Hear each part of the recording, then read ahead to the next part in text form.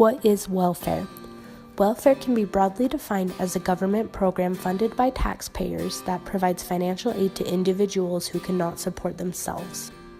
Some examples of the many programs that the United States government offers are temporary assistance for needy families, Medicaid, supplemental security income, supplemental nutritional assistance program, housing assistance, Head Start, supplemental nutrition program for women, infants, and children, and many other programs not listed here. Taxing everyone to help everyone doesn't make sense. Those that are poor and receiving welfare and financial aid from the government are still paying the same taxes as those that are not in welfare. This means that they are essentially putting money into the system and receiving almost none of it back. This is a huge flaw in our system and can push those on the program even further into poverty because they are not receiving all the money they need to sustain themselves. Critics of welfare are also very concerned about welfare fraud. Noting that 7 welfare programs make the Office of Management and Budget's list of programs with improper payments of $750 million per year. Welfare fraud taxes and already stretched systems even more. Welfare doesn't look at why you're poor. The programs pay the same amount of money to those with disabilities as they do with drug addictions. As long as you're below the poverty line, you're eligible for welfare, even though people may be paying just to support your bad habits.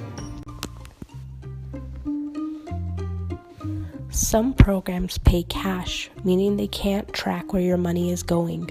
You can use this money inappropriately to buy things like drugs, alcohol, and tobacco. One of the biggest flaws in the system is that you can use financial aid from the government to buy things that are not necessary. Money from welfare programs has been documented being used to buy gourmet cakes, lingerie, admission to strip clubs, lobster, Starbucks, and a whole plethora of inappropriate charges to the taxpayer. Social programs discourage work. If you can get free money to live a lifestyle that is sufficient to sustain yourself, then there's no point in getting a job. As long as these programs give indefinite deadlines, there will be no incentive for these people to sustain themselves. At around $700 billion a year, federal spending on welfare programs such as housing assistance, food stamps, and disability payments are bigger than the country's military budget. Yet for all the money and good intentions spent on welfare, it routinely leaves recipients with meager prospects for improving their situation. Worst of all, because the system is so poorly designed, beneficiaries routinely turn down job opportunities that will cut their benefits. Accepting job offers can lead to cuts in the benefits, which means that you're not receiving as much money from the government. And even with a job, you may not be able to sustain yourself without further help from the government. But if you're not getting the money from the government, then there's no way that you can have a job and still survive, meaning that people in these situations will often turn down these jobs just so they can keep up money from the government.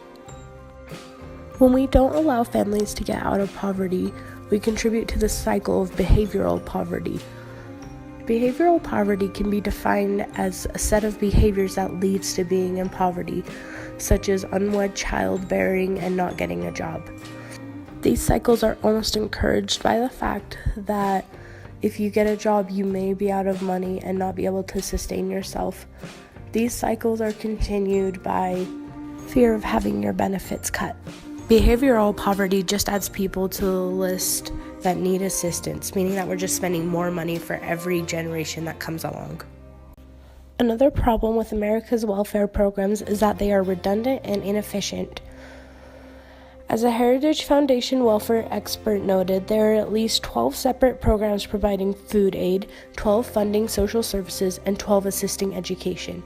Average benefits from all welfare programs are about $9,000 per recipient. If you converted those programs to cash, it would be more than 5 times the amount needed to raise every household above the poverty line. We should streamline redundant programs to save money while getting the same or better value.